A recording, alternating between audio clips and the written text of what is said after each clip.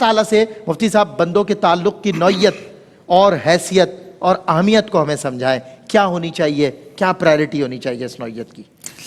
بسم اللہ الرحمن الرحیم اللہم صلی علی سیدنا و مولانا محمد وعلی آلہ و اصحابہ وبارک وسلم۔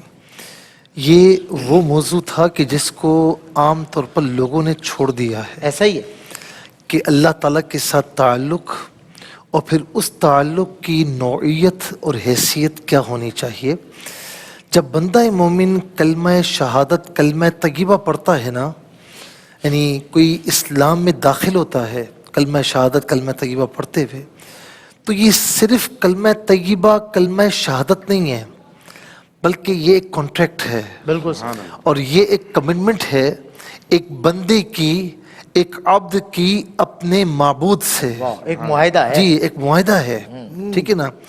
اچھا، اس میں آپ یہ دیکھیں، بلکہ ایک جیسے کہتے ہیں لمبی چوڑی ایک ڈیل ہوتی ہے، صحیح بات۔ اس میں بطور کانٹریکٹ بندہ یعنی ایک بات کہتا ہے لا الہ الا اللہ محمد رسول اللہ یا اشہد ان لا الہ الا اللہ، تو اس میں ایکسیپٹنس بھی ہوتی ہے اور اظہار بندگی بھی ہوتی ہے، کیونکہ عبد اور معبود کے درمیان سب سے بڑا تعلق کیا ہے کہ بندے نے کہا مولا تو ہی ہے، تو ہی میرا رب ہے، میں تیرا بندہ ہوں اور میں تیرا عاجز بندہ ہوں، تو بندے کا اظہار بندگی رب تعالیٰ کی بارگاہ میں یہ تعلق ہونا چاہیے، یہ تعلق ہے اور یہ تعلق بڑا مضبوط ہونا چاہیے۔ اللہ اکبر۔ اچھا، اب دیکھیں کہ جب بندہ لا الہ الا اللہ کہتا ہے تو اللہ تعالیٰ کی توحید کے ساتھ ساتھ وہ کتنی چیزوں کا کانٹریکٹ کر رہا ہے۔ صحیح بات۔ مثال کے طور پر عبادت کا، اطاعت کا، غلامی کا، بندگی کا، ان تمام چیزوں کا گویا کہ وہ اظہار بھی کر رہا ہے، صرف کلمہ طیبہ نہیں پڑھ رہا، صرف اللہ تعالیٰ کی توحید کا اقرار نہیں کر رہا، اس کے تمام جو تقاضے ہیں، عبادت ہے، اطاعت ہے، بندگی ہے، ان تمام چیزوں کا گویا کہ غلامی کا بھی اقرار کرتا ہے کہ مولا اب سب کچھ تو ہے، بس تو ہی تو۔ اچھا، اس کا مظہر کیا ہے؟ ان صلاتی و نسکی ومحیایا ومماتی للہ رب العالمین۔ سبحان اللہ۔ جو ابراہیم علیہ السلام نے عرض کی تھی کہ ان صلاتی و نسکی، بے شک میری نماز اور میری قربانی، ان صلاتی و نسکی ومحیایا ومماتی، میرا جینا میرا مرنا سب اللہ کے لیے جو تمام جہاں والوں کا پروردگار ہے۔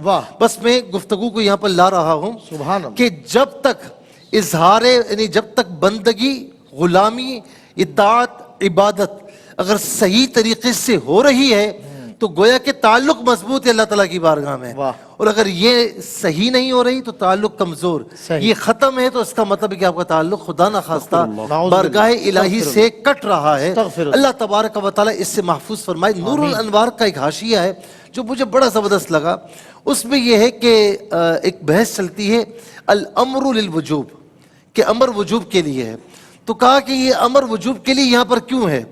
تو انہوں نے مثال فرمایا کہ جب بندہ کسی کا غلام ہوتا ہے تو وہ اس نے خریدا ہوا ہوتا ہے نا، تو غلام کو اینی ٹائم اس کا آقا جو کام کہے وہ سو رہا ہے، اٹھ رہا ہے، آرام کر رہا ہے، کہیں پر بھی ہے تو وہ اپنے آقا کے کام کرنے کا پابند ہے، وہ نہ نہیں کر سکتا۔ تو پھر فرماتے ہیں کہ سوچو کہ جب عام غلام اپنے آقا کو انکار نہیں کر سکتا تو اپنے رب تعالیٰ کی بارگاہ میں کیسے انکار کر سکتا؟ کیا بات ہے، سبحان اللہ، سبحان اللہ، بہت خوب، ماشاءاللہ مفتی صاحب، کیا بات ہے۔